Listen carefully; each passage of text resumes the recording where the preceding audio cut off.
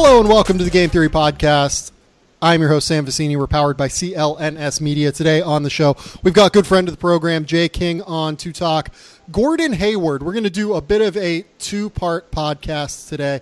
The first part is going to be breaking down the Gordon Hayward signing from the Boston perspective with Jay, who I have on the line with me right now. The second part is going to be breaking it down from the Utah side with Tony Jones. I know that yesterday we kind of broke down everything else that was going on in free agency except the Gordon Hayward signing. I wanted to get into this in a bit more detail, and Jay and Tony's schedules just kind of worked out to where it worked better as a Friday podcast. So, Jay, how is it going? Have you kind of been able to reflect on what happened? How was your day yesterday on the beautiful July 4th holiday?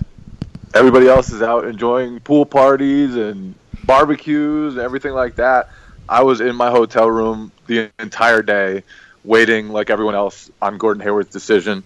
And yeah, it was a weird day because of the reports early on that Hayward had chosen the Celtics, and then but like the Celtics were celebrating when the reports came out. Like the Isaiah Thomas was dancing on Instagram. Al Horford, tweeted like "Happy Independence Day," and the whole Celtics, they were celebrating. And then the agent dialed it back. There was alleged indecision, although I'm skeptical that Hayward had not made up his mind at that point. So yeah, it was just a weird day, but Celtics got their man again.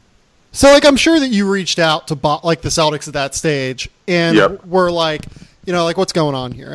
I'm sure that on some level they were quiet, but did they at least give you an indication that hey, we feel good about this? It was more of a quiet thing. I think they were respectful of wanting Hayward to release the message his own way, and I think that's really what it was. I think he wanted to get in touch with the Utah Jazz. I think he wanted to release the Players Tribune article where he thanked Utah and kind of explained his situation. And it seemed like he was taken aback that the news was reported. But in the end, it really does seem like he already made up his mind, and all the talk about indecision probably wasn't real. He had 2,100 words written hours after he was allegedly super undecided about his future. So yeah, but the Celtics, they wanted to let him be and let him come out with his decision on his own time. I imagine they knew that Hayward was going to them, and it was just a matter of time. But they were definitely quiet about it. Yeah, no, that was a thing that was kind of going around the internet yesterday. Did Danny Ainge just screw himself by leaking to the press that Gordon Hayward is going to become a Boston Celtic? There was literally zero chance that leak came from Danny Ainge. It does not benefit Danny Ainge at all to leak that information that he's coming to Boston. Yeah, especially from the standpoint of you're trying to build trust with this new guy who chose you. So that's not something I believe the Celtics would do. But when it was out there, they were definitely happy. They were celebrating, and then it got reeled back, and they got quiet, and then things kind of came out later. So yeah, no, I agree with you. Whenever you say that, I think it was probably a Players Tribune deal where Gordon wanted to inform Utah first and then inform the fans of Utah in his own words that, he was going to Boston. There's no way that this thing wasn't decided as of, July 4th morning, I don't think that he wavered back and forth once the news came out. If he was wavering back and forth once the news came out, I think that bodes pretty poorly for the way the future is going to go in Boston, right? Because you want this guy who is very in on being in Boston. From all indication, I think he is very in on being in Boston. So it's weird that the messaging was so mixed. Yeah, it was just a bizarre day. It was all the top reporters around the NBA basically reporting the same thing and confirming the report, and then the agent hit up Adrian Wojnarowski, and it was just a bizarre day from a standpoint of covering the team, because like I said, it went from the Celtics celebrating to quiet everywhere, and then Hayward chose them. So, I mean, at this point, I think it was fair to criticize Danny Ainge when he let Jimmy Butler go to the Minnesota Timberwolves and when he let Paul George go to the Indiana Pacers, because there was the risk that in the end you don't get Gordon Hayward, right? And they could have exceeded, I think, the Timberwolves' offer for Butler. They could have exceeded, certainly, the Thunder's offer for Paul George, but they wanted to wait on their timeline. They wanted to wait on Gordon Hayward. It was obvious that they were very confident about the potential of signing him. And, after so many years of wondering, can Boston sign a top free agent? Is Boston a place that stars will consider? They got Al Horford last summer. They got Gordon Hayward this summer. And I think that all the assets that Danny Ainge has built, people give him crap sometimes for not cashing those in. But it's that flexibility and that potential for the future and that upside to the situation he's built that kind of sings out to guys like Al Horford and Gordon Hayward, who were in situations in Atlanta and Utah where the path to improvement wasn't necessarily obvious. And I know Utah has a great situation, and Rudy Gobert is awesome, and they're set up to be really good for a long time. But it's tougher to envision them taking that next step to great, I think, than it is for the Celtics with all their young picks and Jaylen Brown and Jason Tatum developing and all the trade possibilities Ainge will have in the future because of all the assets he has right now.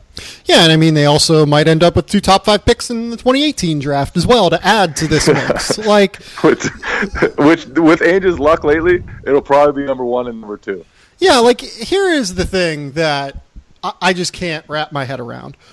Why are people this impatient when it comes to asset management? Why are people trying to, say that Danny Ainge has to do this now and Danny Ainge has to get this stuff done now? No, it's insane to me that is the case, because all of these values, these assets that he has now going forward, the 2018 picks, the Memphis pick, the Clippers pick, a lot of these picks that other teams want and that other teams try and, negotiate and maneuver, they are more valuable than the players that are at hand, right? 1 year of Paul George is not worth the 2018 third overall pick. 1 year of Paul George is not worth Jason Tatum. It's just not. Whenever you talk about just the way that player evaluation works in the NBA, whenever they're so tied to contracts in team control, right? Whenever you have 7 or 8 years of team control over Jason Tatum, you can't really say that is not more valuable than 1 year of Paul George if you believe that Jason Tatum is even going to be a top 60 NBA player at that stage. That is the most conservative estimate on what Tatum can be. If you're selecting him at number 3 overall, you're hoping to get a top 60 player, maybe. If you believe that is the estimate on him, you still can't trade him for Paul George at number 3. Jay Crowder, to me, is less valuable than 1 year of Paul George, but I don't think that it's crazy less valuable at 3 years, $21 million than 1 year of Paul George. We really need to have a better conversation going about what players are actually worth and what assets are actually worth in today's NBA. Yeah, but I think the angst over those guys leaving, and I don't think there was that much angst about Jimmy Butler, because there was still Paul George out there. There was still Gordon Hayward out there. The angst was, Paul George went for hardly anything. That was a package that kind of stunned the NBA for how little the Pacers got for him. And it was clear. Here's the thing with that, though. So, the Celtics, I would imagine that at some point they had Jay Crowder and Marcus Smart on the table for Paul George. To me, and I've talked about this in the podcast before, that offer, Jay Crowder and Marcus Smart, is better than Victor Oladipo and Domantas Sabonis. Just those two alone. Forget picks. Just those two alone.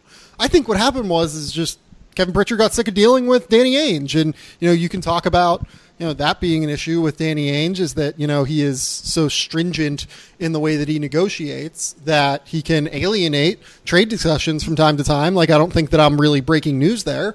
But at the same time, it just seems like the Pacers had a very different valuation on what Victor Oladipo and Domantas Sabonis are than the rest of the basketball world.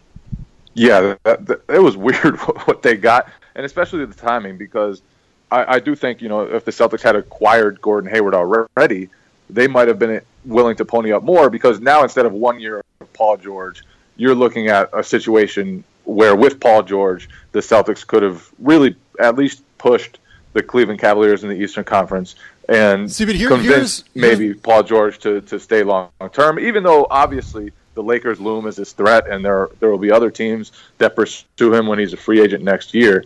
So that would have been a little different. And I was never really on board the Hayward-Paul George thing, because I just think the luxury tax bill would have been insane. Yeah. Yep. Totally insane. Yep. And maybe not feasible from an ownership standpoint. And especially not feasible if the Celtics aren't actually contending, like reaching the finals and maybe knocking off the Warriors. Like, if you fall short of the finals with that group, with the luxury tax bills that would have come up, like, ownership would have grown sick of that very quickly, I think. So yep. I'm not sure how feasible that option actually was, but if ownership was willing to pony up the money for that core, then you go out there and say, okay, well, maybe the Celtics would have ponied up more for Paul George. And back to the angst thing with Paul George, like, once he was gone and Danilo Gallinari was off the table and Blake Griffin was off the table, like, Gordon Hayward was the last star left that the Celtics could chase. And so I think it was the risk behind leaving those guys on the table that upset Celtics fans and at least got them nervous about the team's direction, which obviously they were going to be in a great situation. They were going to leave this summer in a great situation regardless of what happened. But Ainge, he walked that tightrope. He was patient. He trusted that Gordon Hayward would like what they could offer. And again, he got the guy, and he didn't have to trade any of his draft picks to do it. So, yeah, like, here's my thing. So, if they go out and trade for Paul George and end up with Gordon Hayward on top of that, are they favored over Cleveland, in your opinion? No, they wouldn't have been favored. But that's a team that could absolutely push Cleveland and maybe knock off Cleveland. I agree. They could absolutely push Cleveland. They could win that series, but they would not be favored in that series. And agreed. If you're giving up the kind of asset values that were rumored with, trying to trade for Paul George and everything, I think that you need to be favored to get to the NBA Finals to do that.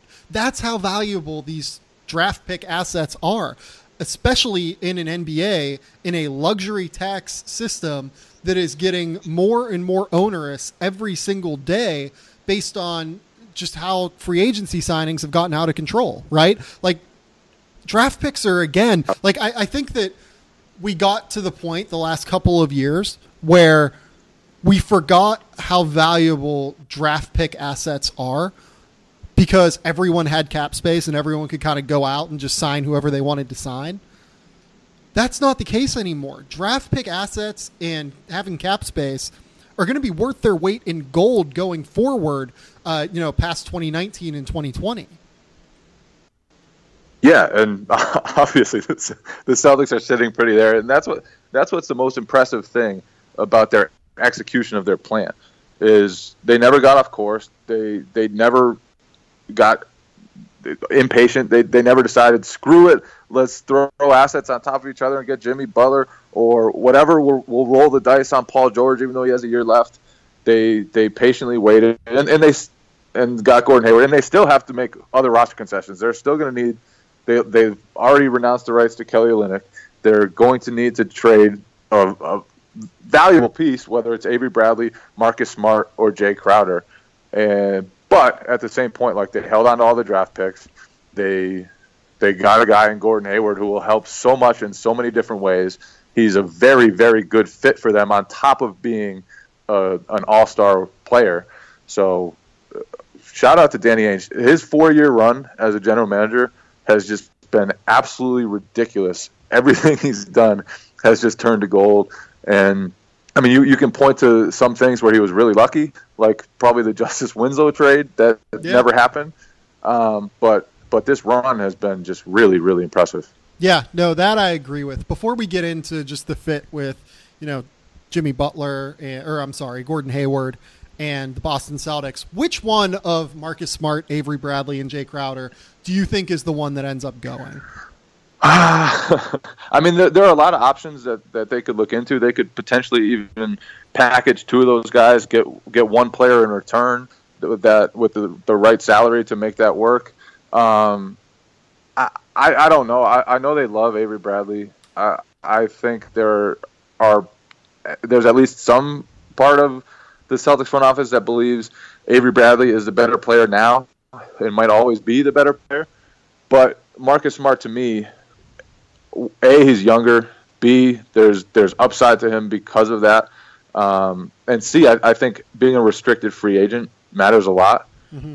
So I wouldn't be surprised either way. I would be very surprised if they trade Jay Crowder and he's the lone guy they trade because his contract is supremely valuable. He has 3 more years on it. He's not going to hit free agency like Smart and Bradley are in one season. I don't think you can afford Isaiah Thomas, Avery Bradley, and Marcus Smart all next year if you keep those guys. So to me, Crowder's the one most likely to stay, and then it'll probably be either Bradley or Smart to go. Yeah, I agree with you. I think it probably goes Avery, Marcus, Jay in terms of likelihood to be traded, with Marcus and Avery being considerably more likely. Again, I talk about Jay Crowder's contract being that valuable all the time on this podcast. For Boston now, particularly with how things are going to get in, luxury tax version and everything, I think that contract is now even more valuable to them than maybe it is anyone else in the NBA. Yeah, and I think, too, his ability to shift up to power forward and the physicality to play in small ball lineups, that's very important to their versatility because Jaylen Brown, for all the versatility he will have one day, as a rookie, he didn't really hold up at 4. Jason Tatum, I don't think he's strong enough right now to hold up at the 4. So they have all these pieces that could potentially become small ball 4s at some point, and Gordon Hayward can do some of it too. But Crowder's the guy that really fits at the 4 and makes those lineups work. Yeah. And so I think on court he's very valuable on top of the contract, which is really one of the better bargains in the NBA. Yeah, that I agree with. Let's talk about Gordon Hayward in Boston now. You mentioned him being an incredible fit. I kind of want to get your take here before I give mine. What do you think makes Gordon Hayward such an incredible fit in Boston? Well, I think he can play off the ball next to Isaiah Thomas. He's another playmaker. Like, let's look at the 2 biggest problems the Celtics had outside of rebounding last year. One, they weren't big enough on the perimeter. Well, here's Gordon Hayward, who's 6'7" and athletic and long, and he's nice size at the 2, the 3, wherever they play him, good size. Second thing, their offense cratered when Isaiah Thomas was off the court. Absolutely cratered. Well, now you can have Isaiah at one point. When he's on the bench, you can have Gordon Hayward run the offense and be the star. And I do think, like, Gordon Hayward, he was great last year. I think there's another level he can reach. I think with all the small ball the Celtics will play, with all the space they'll have on the court, with all the skill they'll have, I think playing with Al Horford and Isaiah Thomas will open things up for him. I think going from the slowest pace in the league to a team that likes to play faster will open things up for him. I think there's another level there to his game, I think, to improve. And really, like, you couldn't have gotten a better fit, I think, from the standpoint of all those things. And then, like, in the playoffs, you need that secondary playmaker. You need that guy who can go get a bucket besides Isaiah Thomas, because teams are going to sell out to try to stop Isaiah Thomas. And they needed a guy like Gordon Hayward in so many ways. And so I just think, like, from a standpoint of everything they need, he kind of gives a little bit or a lot of bit of that for them. Yeah, that I agree with 100%. He really is the prototypical fit for what Boston needed. Like, you mentioned the secondary playmaker in the playoffs. He's going to help them make secondary plays than just the regular season, too. And you look at what Hayward's offensive profile is, right? So He averages 6 points a game as a pick and roll ball handler. He averages 3 points a game in spot up situations, 3 points a game in off screen situations, 3 points a game in transition, 3 points a game off of cuts. Like, he can do every single aspect that you need in basketball, essentially. He is one of the more complete offensive players in the entire NBA, in my opinion. And you look at the way that he does it, it's a skill set that fits in basically any situation, but particularly in Boston, where you have a scoring point guard like Isaiah Thomas, who's first looking for his own bucket, second looking to create plays. Having a guy like Gordon Hayward who can facilitate offense and pass and, kind of do everything that you need to play off of and to play with Isaiah Thomas, it's going to be a really great fit offensively. And then you add the fact that at 6'8", he's also a plus defender. I don't know that he's necessarily an all-NBA level defender. He's probably never going to reach that level, but he is absolutely an above-average level defender as a small forward who can kind of slide up and down the lineup with positional size. Yeah, and when you think about that, like, they started Gerald Green in the playoffs because they didn't want their small lineups to be too small, and they wanted to still have shooting on the court. So you go from Gerald Green to now Gordon Hayward when you're in those situations. And obviously Gerald Green wasn't a big part of their team for the whole season. But when you looked at how their defense held up when Isaiah Thomas, Avery Bradley, and Marcus Smart were all on the court, it just didn't work out a lot of the time. And so adding a 6'8" guy who can do more things offensively than either Bradley or Smart and is also much bigger than both of those guys, I think it's a huge help. And even like looking further down the line, the Celtics are adding pieces who can just do everything. Like Jason Tatum, well, he's got a great post game and he's going to be an inside-outside guy. Jaylen Brown, I think he projects to be the same thing. So they're getting a lot of long 6'8", 6'7" mobile guys who are just going to be able to do a lot of different things offensively. And I think moving forward, that only gives Brad Stevens options. And when Brad Stevens has options, good things are going to happen.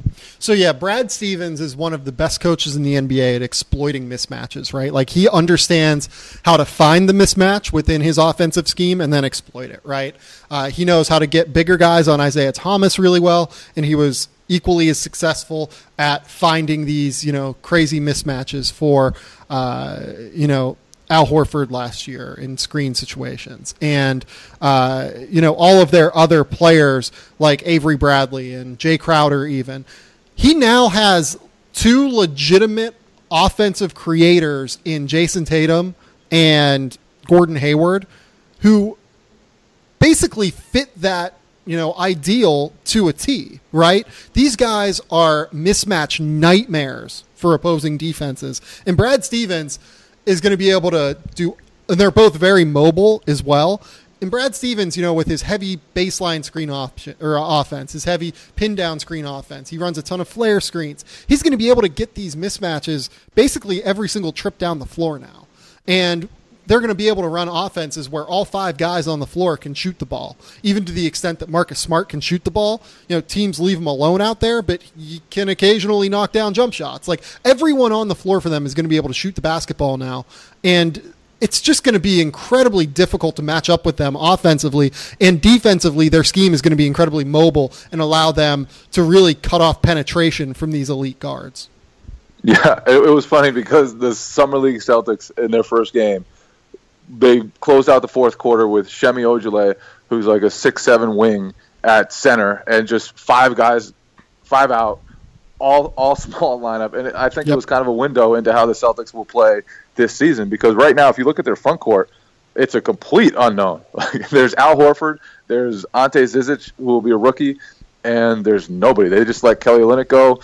Tyler Zeller's gone. Amir Johnson's gone. Jonas Jerebko, probably a goner as well. So they're going to have to figure out some bigs to put out there, but I think they'll play a lot of small ball. I think they'll play a lot of skilled lineups, like you said, and it's just going to be tough to match up with. They were a top 10 offense last year, and they just added Gordon Hayward, who's a perfect piece and who lets their offense pop to a different level than it did last season. Like Isaiah, in a lot of ways, Horford's a very, very complimentary creator, I think. If he has a wrinkle, he can exploit it. Isaiah was really their only primary creator, I would say. And now they have Hayward to do that. And when Isaiah's breaking down defenses and really making everybody adjust to him, Hayward's going to be sitting there on the other side like, oh, this is a lot different than it was in Utah when guys could help off Rudy Gobert and sag off Derek Favors. And I just think he's going to have an easier time in Boston. I wouldn't be surprised to see his efficiency spike Hayward's because of the situation and because of all the skill that will be around him. Yeah, no, I think that's entirely possible too. And with Hayward, we're talking about a guy that's already pretty efficient. His true shooting percentage was right around 4.5 points above league average last year, and he doesn't turn the ball over. And, everything that he does in his game is efficient, and you're going to be adding it to a situation where there's going to be a lot of efficiency kind of already in tow, So it's an unbelievable fit, in my opinion. We'll talk about Utah later on with Tony Jones here on this show, but it's hard to overstate how valuable a guy like Gordon Hayward is. Like, I got shit on Twitter for calling him a top 15 player in the NBA. I genuinely believe that he is because of how fungible and flexible his skill set is while also performing at such an elite level. He's a 21 point per game, 6 rebound, 4 assist guy. Those guys don't grow on trees, at any sort of level. And the fact that he does it in such a wide variety and versatile number of ways, it makes him it makes you be able to build your roster in whatever manner you see fit. Do you want to put him with bigs? Well, Utah showed that he would be very efficient with bigs. Do you want to put him in small lineups? Utah showed that you can put him in small lineups. He was essentially the linchpin of why Utah was able to do so much of what they were able to do. And now he's going to be able to do that with Boston.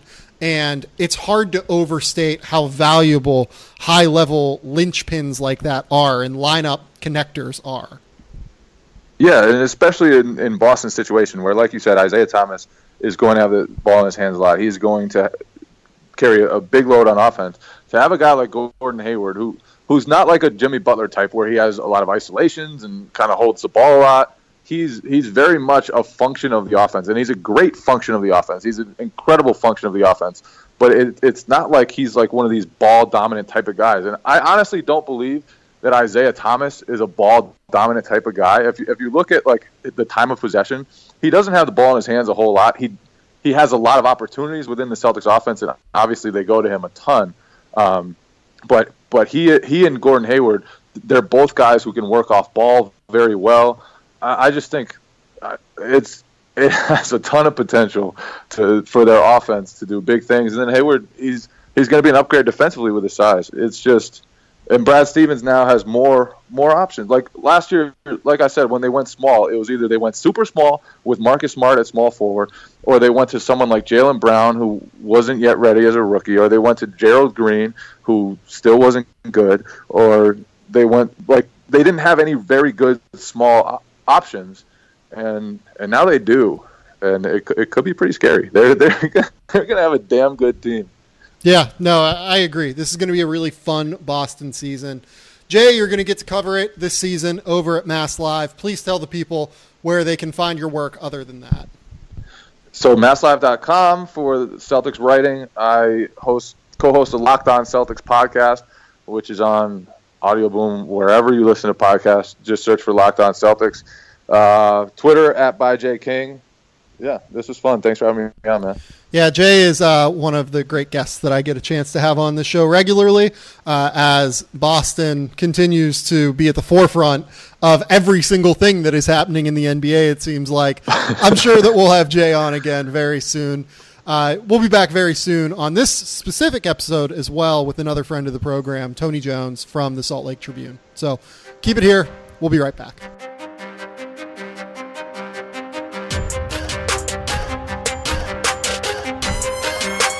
All right, we're here now with the second half of this podcast with Tony Jones from over at the Salt Lake Tribune. Tony, I think, probably did a better job covering the Gordon Hayward story than anyone else in the Utah market. And he really was at the forefront of reporting immediately after the Chris Haynes story broke that, I can confirm this, that Gordon Hayward has decided to sign with the Boston Celtics. And, he was right at the forefront the entire way of, just what exactly was going on within the Hayward camp. And now he's reporting a little bit on what these sign and trade things could look like. Tony, it seems like your profile has grown a little bit in the last few days, and it could not happen to a better person, and it could not happen to a harder worker.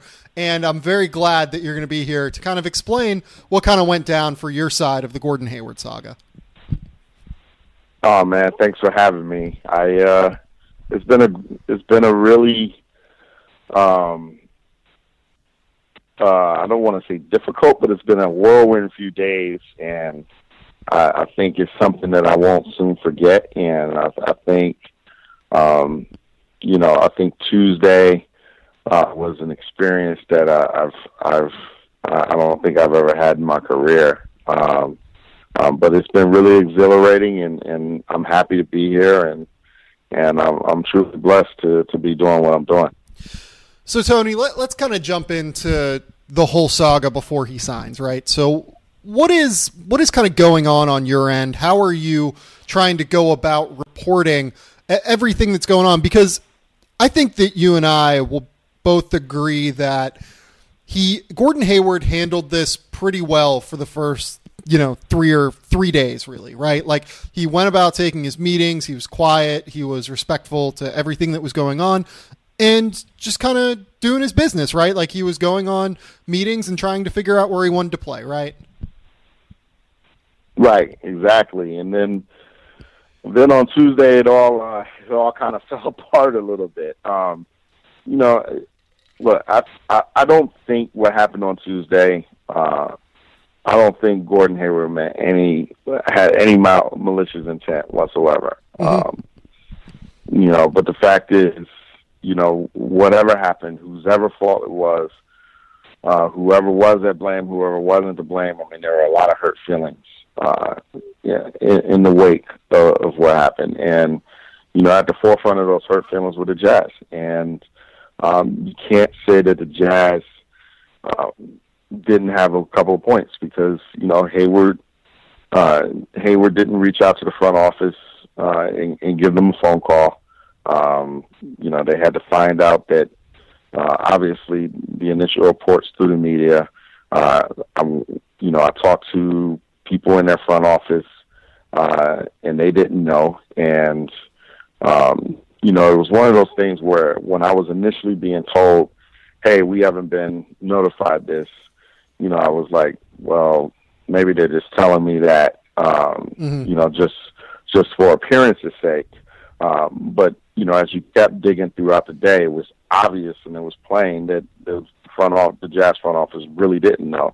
And the Celtics front office really didn't know either. But there were people within the Jazz organization that were short of the front office that did know, and there were people around Hayward that did know, and that's where the problem is, and that's where the problem lies. Once Gordon figured out what he was doing, you just got to get on the phone, and you have to call the people who are really central to this operation. And I think that didn't happen, and there were an unfortunate set of circumstances that followed because of that. So I'm sure that you kind of saw the Mark Bartelstein media tour yesterday, right? Where he was saying that they were really undecided going into just an hour before Gordon Hayward published his blog on the Players Tribune, right? Does that kind of follow with what you know? No, it doesn't. Hayward knew, and he knew what he wanted to do. And the thing about that is, I think from what everybody was telling me, I mean, I had 3 or 4 sources that were telling me that Hayward had indeed committed to the Boston Celtics, and they were good sources, and they were sources that I've trusted for multiple years, and sources who have helped me in the past break major stories Yep. concerning the Jazz, and I knew when I had those sources that I was on solid ground with reporting and confirming Chris Haynes' report. So I just have a difficult time thinking that Hayward did not know, until an hour before the Players Tribune blog came out. But it's for water under the bridge. But the problem is that the Jazz, they feel like they've kind of been screwed over because they don't have any time to go after a plan B. All of their plan Bs have pretty much evaporated on the open market. Rudy Gay is still out there, but he's still he's considered Oklahoma City bound. So the Jazz really like Danilo Gallinari. They could have offered him a significant package had they known sooner, but he's off the market to the Los Angeles Clippers. They really liked Otto Porter, but he had to move on and take an offer sheet from the Brooklyn Nets. So there were plan Bs for the Jazz to kind of compensate for losing Hayward, but they've kind of all evaporated. So now the Jazz are going to be scrambling and trying to fill out the roster. So, on one hand, I do understand that from the Jazz, that I think that they're definitely hamstrung a little bit by the 4-day wait here. On the other hand, that front office is incredibly intelligent, and that front office is incredibly competent. I think that everyone around the NBA agrees with that. And it's weird to me that not only would they, I'm sure that they did some sort of groundwork, right? Like, I'm sure that they went about, setting some sort of, background research, background meetings with these other contingency plans to try and set up a situation where if Gordon leaves, we're okay, right? Like, Otto Porter, I don't think Otto Porter was ever really realistic for them, and I don't really think that was a great option because it would have tied up their cap space going forward, not just over the course of the next 4 years, but I mean over the course of the next 4 days, because he's a restricted free agent. Washington will wait as long as they have to match his contract. Gallinari's an interesting one, certainly. You can certainly make an argument, I think, that his fit in Utah is better than his fit in Los Angeles. And, did they really have any meetings there that you know of? Like, did they meet with Danilo or not? Well, they didn't. Not that I know of, because their first 3 days of free agency, they were focused on Hayward, and they were focused on Joe Ingles, and here's the thing: the Jazz were really, really, really confident that they were going to be able to get Hayward back, and that's why you saw them sign Joe Ingles outright instead of forcing Joe Ingles to go on the market and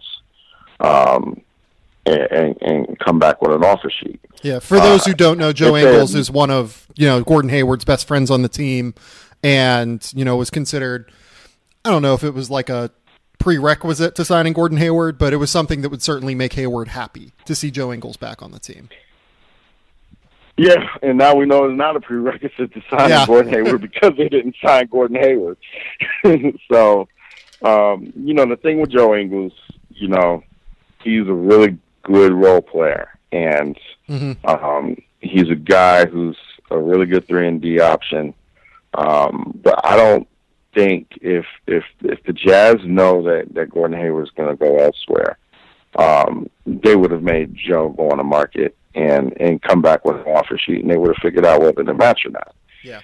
Because he was a restricted free agent. And I think when the Jazz signed Joe on Saturday, I think they were very confident. They did so in real confidence that they were going to be able to keep Gordon, and then push on with the rest of the roster. I was told yesterday that the Jazz had Gordon Hayward signed, had a couple of deals in place via the trade market where they could have supplemented this roster with pieces around him.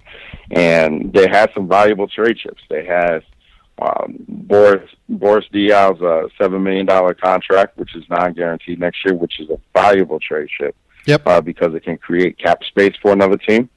Yep, that's one thing that I've been talking about recently is just the fact that cap space is drying up around the league really quickly, really, and those expiring contracts and those non-guaranteed contracts, it's going to be like back in the late 2000s and early 2010s where those contracts have intense value because they can create cap space for a team. Right, exactly, and Derek Favors' contract next year. I mean, that's $12 million that'll come off the cap after next year as well. So they had trade chips to make the roster better. So it's just really unfortunate for the Jazz that they weren't able to get this done because they thought they were going to be able to get it done. And now, for the first time since I've certainly been covering this front office, it's in scramble mode and it's in react mode rather than attack mode. Yeah, and that's a really tough place to be. I mean, I also think that that's a really interesting one. I don't remember if you were around for this. Were you around for when Hayward signed the offer sheet in Charlotte? I was barely around. Like, that was my first. I had just come onto the beat, so I was on the beat for about a month at that point. So yeah, I think that we can trace back what happened yesterday or 2 days ago or whenever the fourth was at this stage. My brain is broken. To 4 years ago or 3 years ago, really, when Gordon Hayward signs this offer sheet in Charlotte because in October of the previous year, the team could not come to an agreement on an extension with him, and the money was just a $1 million difference, according to reports from, Tim McMahon, Adrian Wojnarowski. Everyone who would know these things say that the difference was between $12 million and $13 million per season average annual value.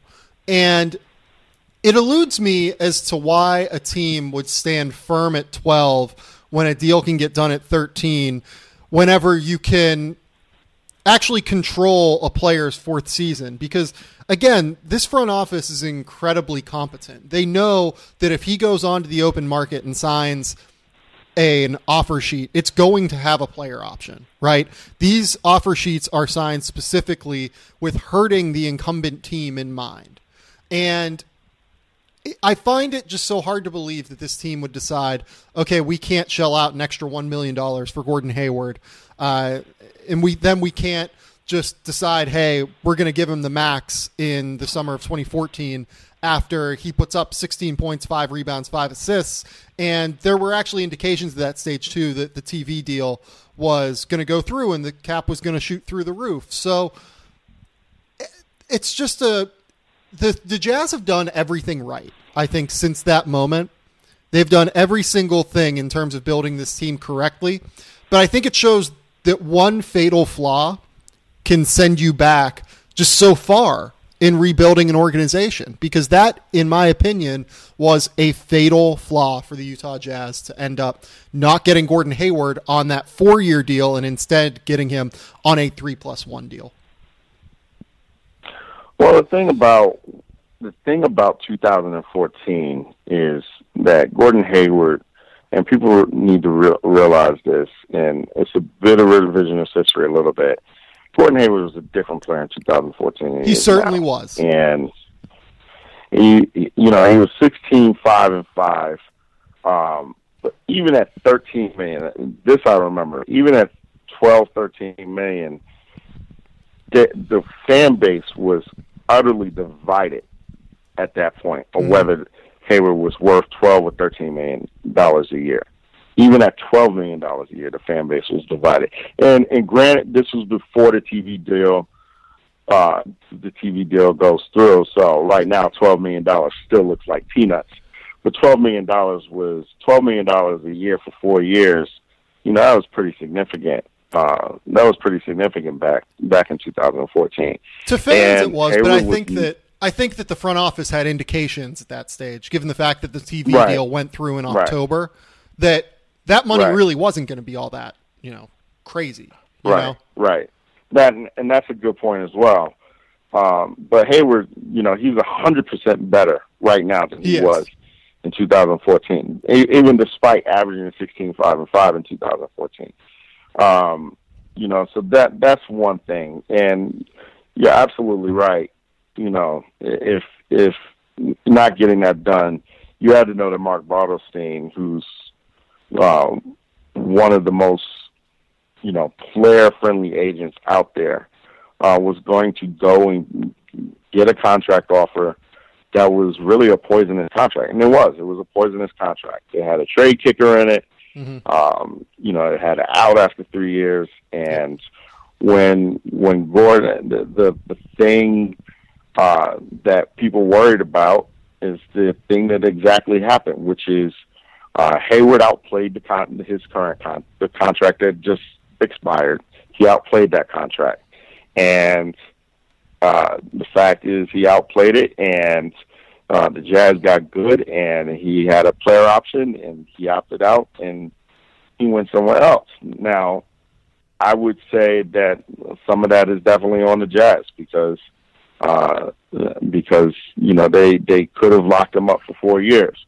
But at the same time, I'm not sure anybody could objectively say that they saw Hayward going from the player he was in 2014 to the player he is right now.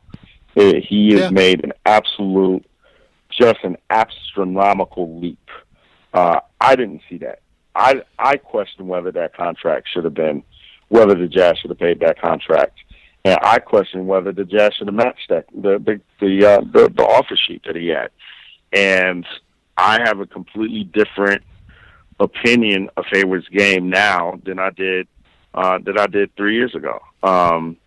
And that being said, if Hayward left because of hurt feelings over something that happened 3 years ago, and there are sources who tell me that it did play a part, then I think that's kind of a flaw in Hayward, because I think the Jazz have done every single thing right by him in the last 3 years. And Hayward, here's the thing, the Jazz executed the Rubio trade with Hayward's blessing. And the Jazz gave Joe Ingles $52 million in the first day of free agency because of Gordon Hayward. They've been over backwards for him. And, I think, if you look at what the franchise has done for Hayward since then, I can objectively say that, whatever happened in 2014 should have long ago been water under the bridge and really shouldn't have affected what Hayward's thinking was here. Yeah, I don't think it affected anything in terms of his personal thoughts on it. It's just the key of getting that one extra year of team control, right? You need to player control in today's NBA is so incredibly important for teams. Yes, everything. It's really everything, right? And that's why I talk about with the Celtics and what the Celtics are doing, that Jason Tatum is more valuable for the Boston Celtics than 1 year of Paul George is. He's more valuable than 2 years of Jimmy Butler is, because having him for 8 years as a top 3 pick, if he even hits top 50 in the NBA as a player in terms of his value, he's worth more than what Jimmy Butler and Paul George are going to be over their 2 and 1 year in Boston. You can obviously try and, finagle different, priorities, right, in terms of this guy can push us to a title and you have to go all in at some point, but Boston isn't really in that stage, I don't think, yet, because LeBron James still exists and is still in his peak. So it's a tough spot for Boston to be in. It's a really tough spot for Utah to be in. One thing that I had heard with Gordon Hayward, too, that probably played more of a personal part in this, and I think it's no coincidence that this was the single player that he mentioned in the Players Tribune article, is that the whole Jeremy Evans thing, when Utah kind of let Jeremy Evans go, Jeremy Evans, from what I was told, was his best friend on the team. That also really, did not rub Hayward the right way in 2015. Is that right? I mean, I haven't heard that, but I could see where I could see where Hayward would be kind of hurt over that. And Jeremy and Gordon were absolutely best friends and still best friends to this day. And I've been friends with Jeremy Evans. I mean, that guy is, as a reporter, he's one of the nicest guys I have ever run across for an NBA player. He probably is the nicest guy. Guy just really has a heart of gold. And that being said, Jeremy Evans is borderline NBA player. Yep. And it's a business. And if you're the Jazz and you have to let Jeremy Evans go because you can improve upon his spot, then you have to let Jeremy Evans go because you can improve upon his spot. Right. And I don't think that should have come into play at all. I mean, even less than Gordon's contract situation. Yeah, no, I mean, the Jazz did everything they could to make Jeremy Evans a realistic NBA player, right? They kept him on the roster for 5 years. And he was a bottom end of the rotation to out of the rotation player. And it is what it is. I'm just saying that I had been told that was a factor at the very least. So let's kind of talk about where the Jazz go from here. There's been a lot of talk about Gordon Hayward sign and trades involving the Celtics and the Jazz. Let's just kind of ask this question right now. Does Gordon Hayward owe anything to the Utah Jazz? Because that was a sentiment that came through my Twitter feed last night, that he owes the Utah Jazz because he kept them waiting for 3 to 4 days with his free agency decision. Well, I mean, no.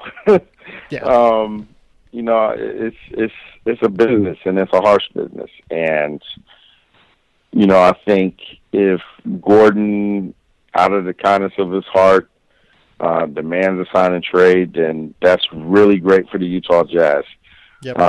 If he doesn't, and the Jazz are forced to move on without a sign and trade as an avenue, then it's kind of like, oh, well. There might be a day, and I'm not sure that there ever will be a day because the Jazz are in such a small market, but there might be a day that the Jazz steal a marquee free agent from another team. And, if that day comes, are they going to be forced, should they be forced to trade somebody on their roster to make the deal happen? The answer is no. Yeah. Now, that being said, the Boston Celtics absolutely have to clear some space for Gordon to get a max contract. So it makes sense from that end to explore a sign and trade possibility. Now, that being said, if you're Danny Ainge and you look at Jay Crowder and he averages 14.6 rebounds a game, that he's one of the 3 or 4 best 3-and-D guys in the entire league, and that he makes $7 million a year over the next multiple years, then you can realistically look at him and say, I can get a first-round pick back for him. Mm-hmm. And you ask the Jazz for a first-round pick. And if they can't get it, and somebody else, and there's somebody else among the 28 other teams in the league that can give them a first-round pick, then you got to trade Jay Crowder for that first-round pick. Yep. So if this sign and trade is going to go through, which you reported on Wednesday night as well, that the Jazz and the Celtics were discussing something along these lines. Yes, exactly. And if the sign and trade is to go through, the Jazz are going to have to give up an asset. Yeah. They're probably going to have to give up a first-round pick down the line, or maybe Boris Diaw's contract and maybe a second-round pick. Maybe Danny Ainge takes that if he can't get anything better on the market. But it's Boston's not going to give Jay Crowder away, nor should they. No, what I think a lot of people don't really understand is that Jay Crowder, Avery Bradley, Marcus Smart, these are all guys that 28 other teams, or 29 really, including the Jazz, around the NBA are going to be banging down Danny Ainge's door for. Like, you can get Marcus Smart on a 4-year deal plus his restricted free agency rights, which allows you to have player control over him for the next 4 years, really. So you have 5 years of Marcus Smart if you want it, or 4 years of Marcus Smart if you want to say that'll sign a 3-year deal. You can have 1 year of Avery Bradley at $8 million, then have him expire, and then either pay him or not pay him. You can have 3 years of Jay Crowder on a bargain basement contract at $7 million a year, where over the next 3 years he will make what Victor Oladipo makes next year. And Jay Crowder, I think, by any is a better player than Victor Oladipo. Yeah, like by any sort of real any sort of intelligent basketball conversation, he's just a better player. Yeah, it's a tough spot for Utah to be in. If they're willing to give up an asset, I mean, like, that's a perfect fit. Jay Crowder would be awesome in Utah. He would be exactly what they need to at least go about replacing Gordon Hayward in the best possible way that they can. But for me, I don't even think that, like, a first-round pick gets it done for Jay Crowder. Like, if I'm Boston, I'm trying to move Smart and I'm trying to move Bradley before I try and move Jay Crowder, because they're going to have luxury tax issues down the road, and having Crowder's contract is going to be useful. Jay Crowder is still the best guy that they have on that roster to guard LeBron James. There's just a lot of, reasoning why Jay Crowder would not be the guy to be dealt. But I understand why Boston would consider all avenues. You know what I mean? Yeah, absolutely. And here's the thing. I mean, it's not like Boston's not under the gun here. I mean, they have to move a contract. Right. And they have to do it. They have to do it pretty short order. So I think you're right. I think they try to move Bradley first. I'm less convinced they can move Bradley. I'm pretty convinced that they can move Marcus Smart in some form or fashion. I'm 150% convinced they can move Jay Crowder anytime they want to. Yeah. And the one thing, if I'm Boston, though, I kind of want to make some kind of room for Jason Tatum and Jaylen Brown. Yeah. Both of those young guys are really good. Yep. And Jason Tatum has a chance to be really good, like really good. Yep. And, if you keep Jaylen Brown on the roster, you can't.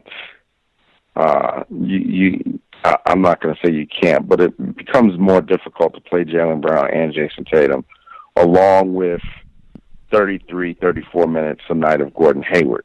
And the other thing is, I'm not sure what kind of teammate Jay Crowder will be to Gordon Hayward.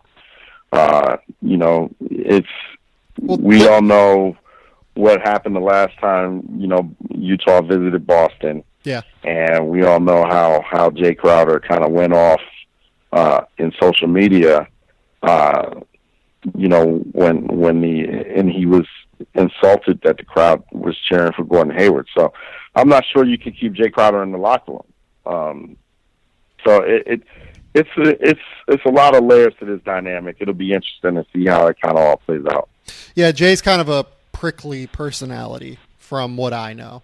He can be, for everything that makes Jay Crowder an awesome basketball player, the intensity on the floor and, the genuine belief that it takes to rise from mid-second round pick to where he is today is really like a top 60 or 70 player in the NBA. That same belief can also filter negatively if he believes he's being disrespected as well by those who have put value in him realistically in the Boston Celtics by trading Rajon Rondo to acquire him. So if he feels, in any way disrespected, I can totally understand why he would want to move on elsewhere. Yeah, absolutely. And, he's a guy who's very proud, and he's a guy who, pulls his NBA career up from his bootstraps. I mean, when he was at Marquette, I don't think there were many people who thought he was going to be an NBA player. Jay Crowder is a 6'4" power forward, essentially. Yeah, and he's carved out a really nice career for himself. Yeah. And when he was in Miami, not Miami, when he was in Dallas, I don't think people thought that his career was going to be sustainable. And he just worked and worked and worked and worked and worked. And he's, part of his strength is that he plays with such a chip on his shoulder. Yep. And I think those are some of the things that can also be a weakness as well. So it'll be interesting to see how this works out, and if anything works out between the Jazz and Celtics in this light. Yeah. So the last thing here is, where do we think Utah goes now? Like, what do we think, this portends for their future? They do still have an all-NBA player in Rudy Gobert, who is very young and still growing into the rest of his game. Donovan Mitchell seems to be an awesome draft pick that they basically moved Trey Lyles and the 24th overall pick for, which is peanuts for what Donovan Mitchell looks like right now in Summer League. There's Rodney Hood. There are quite a few, like Derek Favors, for instance, has been incredibly effective in the past. We'll see how the lower body and leg injuries, kind of affect him going forward. But there's still a lot of reason for optimism in Utah, I think. It's just that this is a tough blow. Yeah, this is a really tough blow. Here's the thing. I think,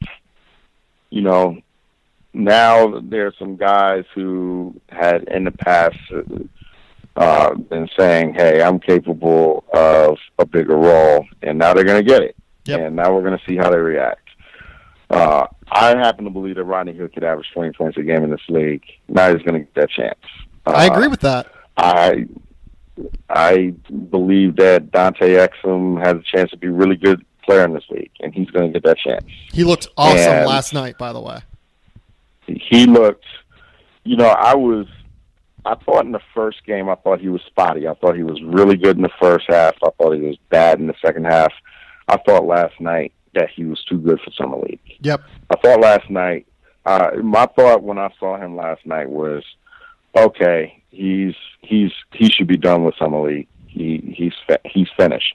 Yep. And if that can translate to the season, he can be a really good player. And I've always believed that, and I still believe that. So, and Donovan Mitchell has a chance. He has a chance to be really good. Have you gotten a chance to talk to Donovan yet? Not yet, just because I haven't been really doing the Summer League thing because I've been so immersed in free agency. I'll have a chance to talk to him in Vegas because I'm going to cover Summer League in Vegas, but I covered his workout, and he was a really, really impressive interview in his workout. Yep. The one thing that the Jazz really love about him is that he really seems like he wants to be there. And that's the thing. That's the other thing with Rudy Gobert. Rudy Gobert seems like a guy who wants to play his career with the Jazz. Yep. So I think that they'll move forward and they'll build around Rudy Gobert, and if Donovan Mitchell evolves into what they think that he can evolve, and you're looking at a guy who may be a potential all-star at some point in his career.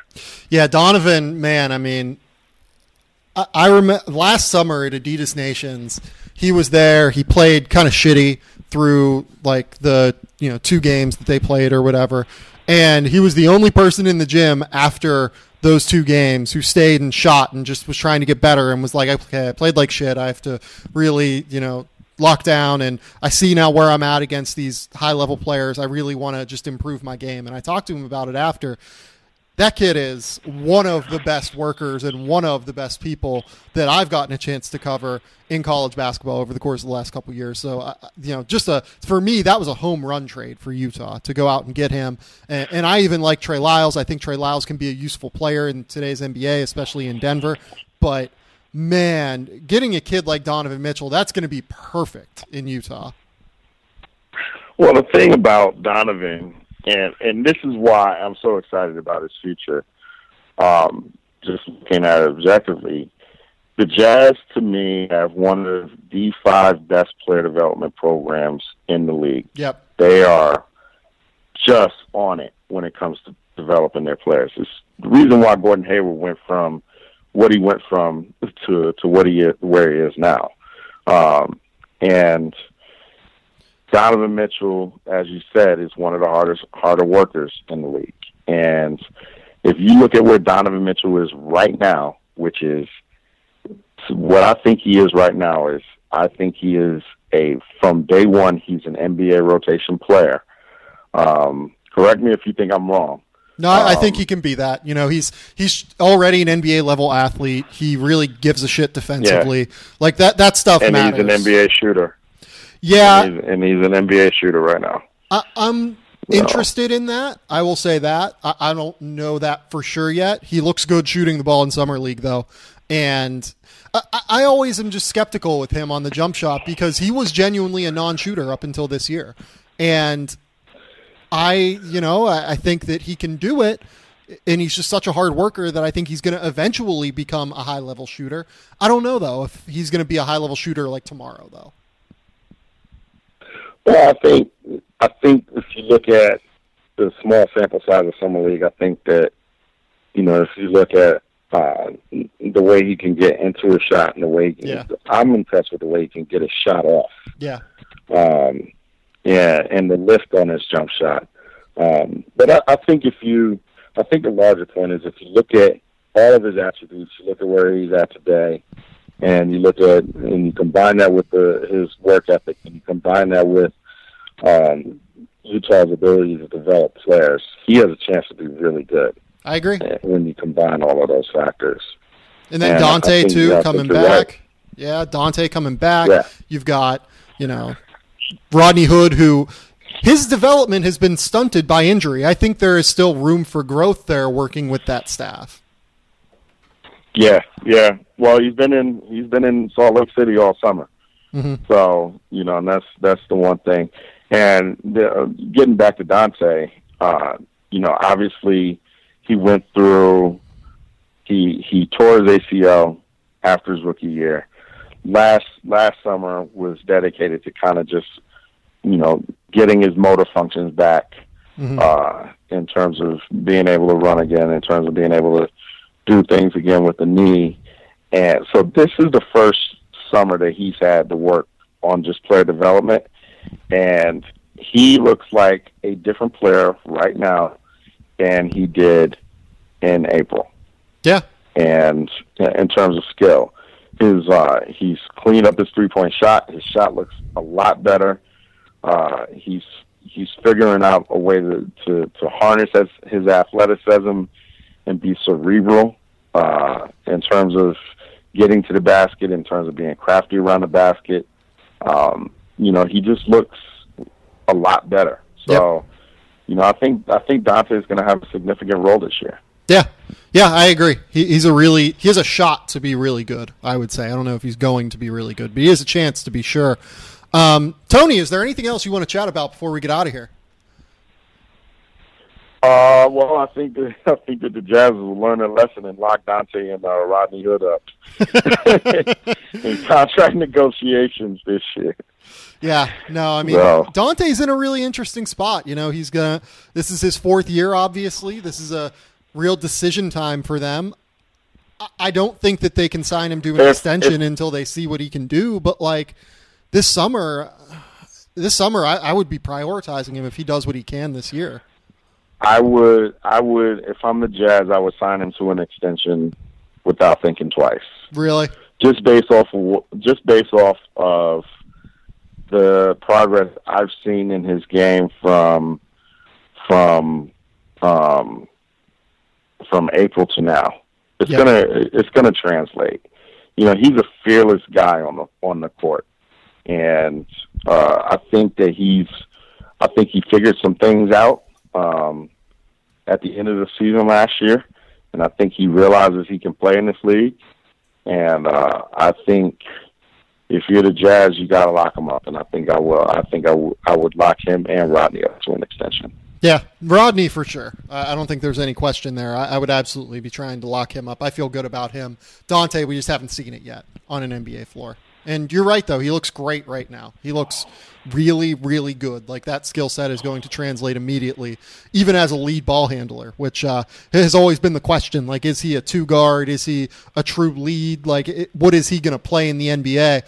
You know, we'll see. I mean, you give him what does an extension look like for him? I don't even know. I mean, that's a good question. If you can get him for 13 a year, maybe. Yeah. That would be great. And here's the thing, and if I'm a Jazz fan, I'd be kind of excited about this. With Dante's progression and with where Donovan Mitchell is, the Jazz have a potential to have a really, really good second unit. Yep. And they have potential to still be a really deep team, even without Gordon Hayward. I've been on Twitter and I've seen some of the projections for the Jazz after Hayward's left, and I still happen to think that the Jazz are going to be playoff competitive. I don't think they're going to be top 4, top 3 in the West.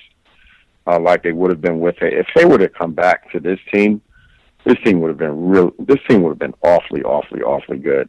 This team would have had a chance to win 60 games. Oh, they would have had a chance to win 60 games. And I think that's what's really hurting the Jazz front office right now is that they were set up. It was time for them to go. But I think with Donovan Mitchell and I think with Alec Burks and with Dante Exum, I think that the Jazz second unit has a chance to be awfully good, and I think that this team will be more competitive than people are currently giving them credit for. Yeah, I totally agree with that. Like, I don't know for sure that I would take them over Portland right now, but I would really consider it. Like, I see Portland over them in just about every projection, right? Like, everyone is saying Portland is absolutely a better team than Utah next year. I don't know that I'm there. I do not know that is a fact for me right now. Well, Utah still has the best center in the league. Yeah. I mean, so it's not like their remaining talent is peanuts. I mean, they still have an All-NBA center. They just have to, if Donovan Mitchell can get to where they think they can get to, if Exum can get to where they think they can get to, this is still a really talented team. Yeah. And we didn't even mention Ricky Rubio throughout this entire podcast, really. Right, exactly. And, I'd be remiss to say if I didn't say that Dennis Lindsey dropped a Jason Kidd reference on Ricky Rubio last night, which kind of opened my eyes a little bit. Yeah. So we'll see. We'll see, man. Tony, thank you for coming on. I really appreciate you taking the time. Tell the people where they can find your work. You can find me at Trib Jazz, TRIBJAZZ, or you can find me at T Jones SL Trib. That's TJONES SLTRIB. The first one is Tony's professional account. The second one is Tony's personal account. I suggest following both because I really enjoyed the victory lap that you took right after the Gordon Hayward news went down, after you reported it. And there were people all up in your shit talking about like how, oh, you got this wrong. No, you didn't. No, you nailed it. Yeah, I'm petty that way, man. I'm sorry. You can call me Petty Wap. Oh man, yeah, no, I don't blame you. You should feel good about your reporting over the course of the last week with Gordon Hayward. You've done an excellent job. I would suggest following all of the Salt Lake Tribune's Jazz reporting. Kyle Goon just moved up from the Utah beat, the University of Utah beat, to cover the Jazz. And he is excellent. Kyle's great. Yeah, Kyle's always been really good covering Utah. So Thank you, Tony, for coming on. I really appreciate it. This has been the Game Theory Podcast. You can subscribe to us on iTunes, SoundCloud, Google Play, Android, anywhere that you can get podcasts, including Stitcher. Please remember to rate, review, and subscribe on iTunes. It really helps us move up in the ratings. I hope you guys enjoyed this kind of special, one-off, two-sided podcast between the Celtics and Jazz about how the Gordon Hayward decision affects, the rest of the NBA and affects these two teams particularly. We'll be back on Monday probably. I'll be at Summer League in Las Vegas. Tony will be as well, and I'm sure that I'll have some really great guests, and we'll try and figure out just exactly what's going on with the rest of free agency. So until next time, we will talk soon. Bye.